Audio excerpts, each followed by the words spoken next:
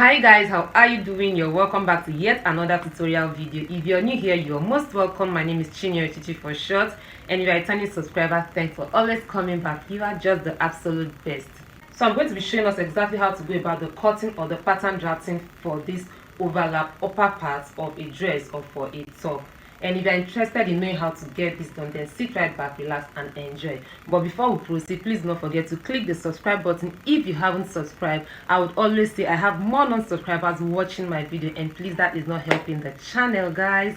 Thank you for clicking on that red subscribe button if you have just done that. And please don't forget to put up your post notification bell to get notified whenever I put up a new video. And please don't forget to give this video a huge thumbs up if at the end of the video you find this video really helpful. Thank you.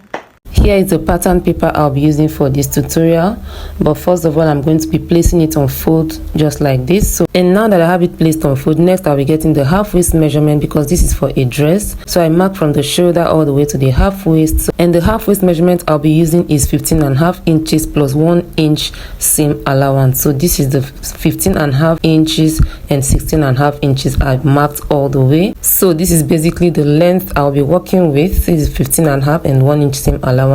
And next is to get the total width I'll be working with for this tutorial. And to get that done, I have the bust measurement divided by 2 plus 2 inches. Okay, so that is the width I'll be working with. So here I have the bust measurement divided by 2 plus 2 inches seam allowance mark out. So here is what I have for that. So here I have the length and the width I'll be working with, and then I proceed to cutting this out. So here is what I need for the front part of this tutorial. So let's get started. The next thing for me to do is to get the midpoint for this. And to get the midpoint, I'm going to be dividing the bust circumference by 4 plus 2 inches seam allowance. Okay, so whatever the bust is divided by 4 plus 2 inches, then you mark whatever you get from whichever end of your pattern paper or your fabric. Okay, you can mark from the left end, you can mark from the right end. So this point you see me marking out right now is my midpoint. That is the bust measurement divided by 4 plus 2 inches seam allowance. Okay, so I have my midpoint ready. Remember I earlier stated that you can choose wherever you want your midpoint to begin, either from the left or from the right. Whichever one you choose, it's fine as long as you have a midpoint. So here is the midpoint I already got, and I'm going to be taking all my measurements from this midpoint.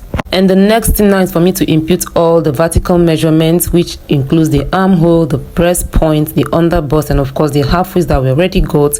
And I come to the other side as well and do the same, and I'm going to be joining both points with a straight line, just as you can see.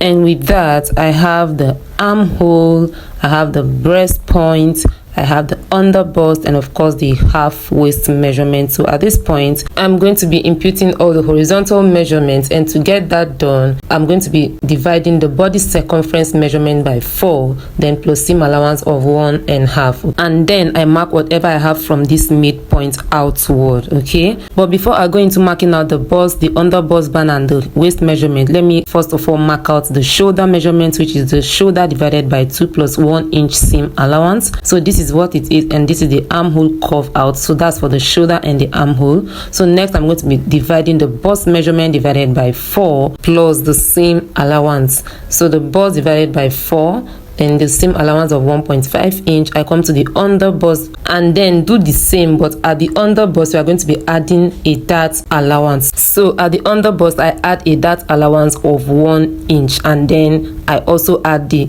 normal seam allowance of 1.5. okay, so I'm going to be doing that for the under bust area and then the half waist as well. So here we have the dart allowance and then the seam allowance for the under bust, and coming down to the half waist we do the same thing, divided by 4 dart allowance and then the seam allowance. So this is what we have, and then I have it shaped out just like so. And to mark out the dart measurement, you divide the breast point by 2 plus half an inch. So 7 divided divided by 2 plus half will give us 4. So this is our dart line marked out. And at the under bust, I'm going to be marking ½ inch between the dart line, and at the half waist I do the same ½ inch between the dart line, and I connect both points with my straight rule just like this. So from the under bust to the half waist, we connect with a straight line, and then to the breast point we are going to be having a pointed triangle just like this. So this is from the breast point all the way to the under bust. So this is what we have for the dart. And next we are going to be marking out the neckline. So the neckline I will be using is 3 inches. So I'll be using the width neckline of 3 inches, and then I'm going to be covering it all the way down. So at this point, if you do not want it to get to the edge of the fabric or pattern, then you can take it upward like 2 inches, 1.5, 1, depending on your preference. You do not have to mark it all the way to the end of the fabric. So just watch out and see exactly how I'm going to be doing this. But in case you want your own to touch the point, like the last point of your fabric or your pattern, then you can as well do just that. And then at the shoulder, we come down by 3/4 inch. This is to get the shoulder slant. So this is the shoulder slant, guys. And at this point, I'll be cutting out along all the parts or the points I've marked out. So this is the overlapping area, this is the side, this is the armhole cut out, and as well we have the shoulder slant cut out just like this. So this is what we have, but we have the dart left to cut, but we're coming to that shortly. Before I cut out the dart, remember this is our midline, our midpoint, so I'm going to be folding it just like this and then notch so that I can have the center point also reflecting at the other, that is the second part of my pattern. So you can see that we have the midline or the midpoint also reflecting on the second part of my pattern. So next I'm going to be using this to cut the back pattern. To cut the back pattern, I place the front pattern on another piece of pattern paper just like so, with the midpoint folded over as I already did initially, and then I just add the zipper allowance of about 1 to 1.5 inches for the back, and then I cut out the neckline for the back, which is going to be higher than that of the front. So that is basically how to get the back pattern done. And coming back to the front pattern, I'm going to be cutting out the dart at this point. And here we have our dart carefully cut out. And guys, let me separate it and place it over each other so they'll see what we have or what our pattern looks like.